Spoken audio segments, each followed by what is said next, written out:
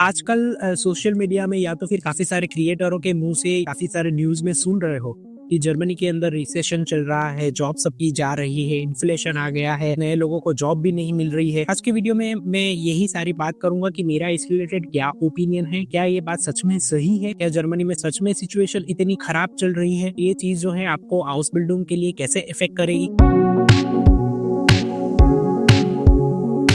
Hello everyone, मेरा नाम doctor Swapnil है और इलाइट आइडियाज बाय स्वप्निल में आप सबका स्वागत है। जैसे हमने ये बात की कि जर्मनी की जो हालत जो है वो अभी इतनी अच्छी नहीं है, ये बात को मैं डिनाई नहीं करूँ। ये सारी चीजें जरूर चल रही है, यहाँ पे रिसेशन भी आ गया है, सब चीजों के दाम बढ़ने से इन्फ्लेशन बढ़ गया है, लोगों की जॉब्स जा रही है, काफी सारे लोगों को जॉब मिल भी नहीं रही है और कॉस्ट ऑफ लिविंग भी बहुत हाई हो गया है और पॉलिटिकल भी इंस्टेबिलिटी चल रही है। ये बात को मैं डिनाई नहीं करूंगा, ये बात बिल्कुल सच है। देखो, ये सारी चीजें तो है, पर हम लोगों को सबसे ज्यादा इफेक्ट वही करता है, ये जॉब मार्केट। आज हम वही पॉइंट ऑफ व्यू पे बात करेंगे कि ये जॉब क्यों जा रही है और लोगों को जॉब क्यों नहीं मिल रही है। उसके मेरे हिसाब से दो मेजर रीजन है।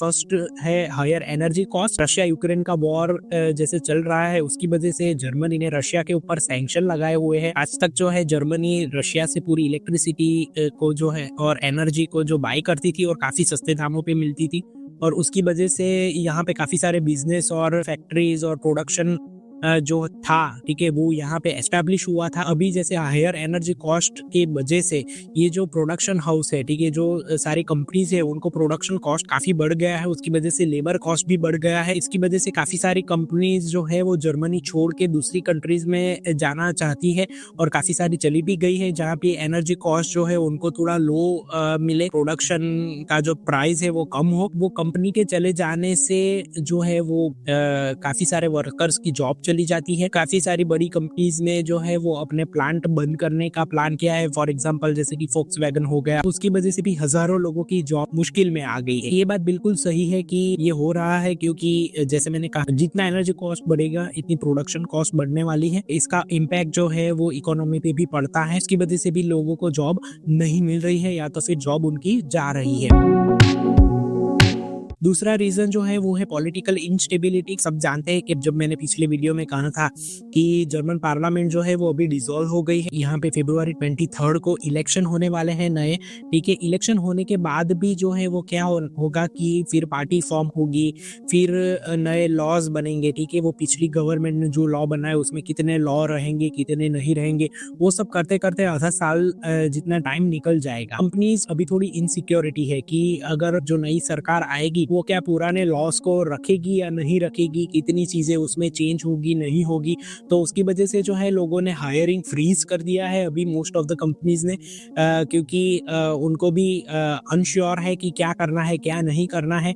वो लोग भी पैसे बचत कर रहे हैं। उसकी वजह से जो है काफी सारे जॉब जो है वो बाहर नहीं दिख रहे हैं, और अगर वो दिखते हैं तो भी ठीक है, लोगों को हायरिंग नहीं मिल रहा है। इसका ये भी एक रीजन है, पॉलिटिकल इंस्टेबिलिटी। क्वेश्चन यही आता है हाउस बिल्डिंग में जो लोग आने वाले हैं, ठीक है, जिसको यहाँ आना चाहते हैं, तो उसको ये चीज कितना इम्पैक्ट करेगी। मेरा ये पर्सनल मानना है कि ये जो सारी जो जॉब कट्स और ये जो सारा ले ऑफ ज्यादा हो रहा है, ठीक है, तो वो हायर पोजीशन पे हो रहा है। जैसे कि कुछ सर्विस सेक्टर हो गए, जैसे कि आईटी हो गया, तो वहां पे जो क्या है कि वो या तो फिर कोई बड़ा प्रोजेक्ट शुरू करना है तो उसका प्रोजेक्ट मैनेजर हो गए, ठीक है। तो वो सारी जगह पे जॉब की फ्रीज लगाई गई है, ना ही कि जो हाउस बिल्डिंग वाली जॉब है, जैसे कि कुक हो गया, बेकर हो गया, नर्सिंग हो गए, ये जो हाउस बिल्डिंग की सारी ब्रांचेस है, ठीक है, वो डे टू डे चीजों के लिए बहुत ही इंपॉर्टेंट है। वहां पे हर टाइम जॉब की ओपनिंग रहती है, ठीक है, और लेबर की हमेशा शॉर्टेज रहती है। मेरा पर्सनल ये मानना है कि इससे हाउस बिल्डिंग में ज्यादा फर्क नहीं पड़ने वाला है। पर हाँ, जो हायर पेड जॉब या फिर हायर जो टेक्निकल ब्रांचेस जो है, इंजीनियरिंग रिलेटेड जो ब्रांचेस है, उसमें जो है वो शायद ज्यादा तकलीफ हो रही है कंपेयर टू हाउस बिल्डिंग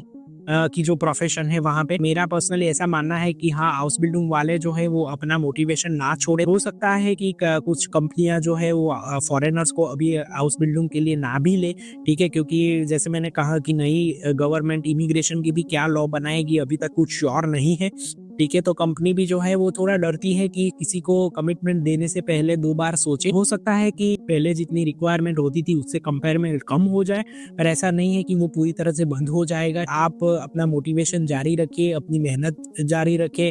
हाँ, शायद हो सकता है कि आपको 1 और साल ज़्यादा वेट करना पड़े। ये आपकी ड्रीम जो अगर आपको यहाँ पे जर्मनी में आना है तो वो ज़रूर आप बनाए रखिए। मेरा पर्सनली और मानना है, और यहाँ के काफ़ी सारे एक्सपर्ट्स जो है उन्होंने भी कहा है कि जैसे नई पार्टी और नया इलेक्शन जब खत्म होगा और नई सरकार आएगी तो धीरे-धीरे जर्मनी में फिर से स्टेबिलिटी होना शुरू हो जाएगा। आने वाले 1-2 साल के अंदर जर्मनी फिर से पहले जैसा हो सकता है। अगर रशिया यूक्रेन वॉर का भी कुछ सॉल्यूशन आ गया, वो सारी चीजें अगर धीरे-धीरे हो जाती है तो इन्फ्लेशन और रिसेशन भी कंट्रोल में आ जाएगा। उसकी वजह से जो है वो सिचुएशन में काफी सारा सुधार आ सकता है। तो मेरा ये मानना है कि आप जरूर हाउस बिल्डिंग करने यहाँ पे आइए। अगर आपको हाउस बिल्डिंग के रिलेटेड कोई ज्यादा क्वेश्चन है जरूर मेरा कॉन्टेक्ट कीजिए, लिंक मैंने डिस्क्रिप्शन बॉक्स में दिया हुआ है। Till then have a nice day.